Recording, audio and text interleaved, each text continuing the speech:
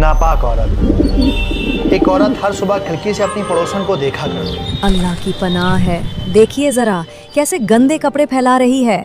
उसका शौहर पास बैठा न्यूज़पेपर पढ़ता रहता और अपनी बीवी की बात सुनकर मुस्कुरा देता। और इसी तरह दिन रातों में बदल गए, रातें हफ्तों में बदल गईं और हफ्ते महीनों में बदल गए। उस औरत को कभी पड़ोसन का घर गंदा लगता तो कभी उसके बच्चे गंदे लगते, कभी उसका किचन मैला नजर आता तो कभी उसका सहन गंदा नजर आता। वो देखो कैसे मैले कपड़ों में नमाज पढ़ रही है।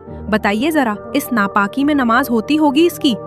दिखने में तो पढ़ी लिखी लगती है। ये सामने वाली पड़ोसी अपनी पड़ोसन के अंदर 100 कमियां निकालती रहती, लेकिन एक दिन वो हैरान रह गई। अरे इधर आइए। अरे क्या है? अरे आइए तो।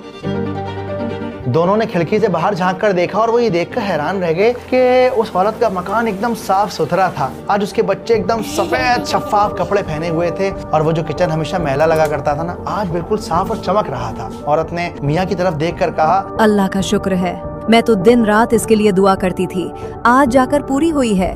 उसका शौहर मुस्कुराया और मुस्कुराकर बोला कि आज मेरी आंख जल्दी खुल गई थी तो मैंने सोचा अपने घर की खिड़की साफ कर लूं। क्या?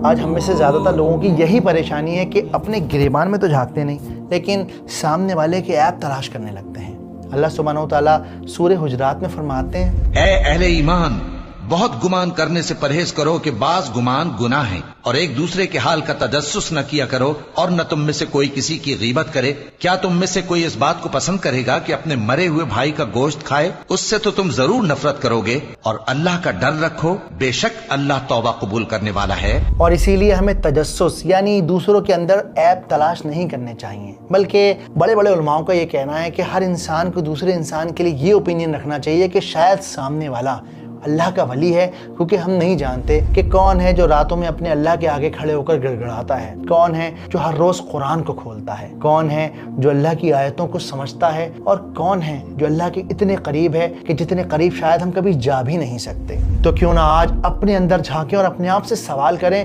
कि कुरान आखिर है क्या?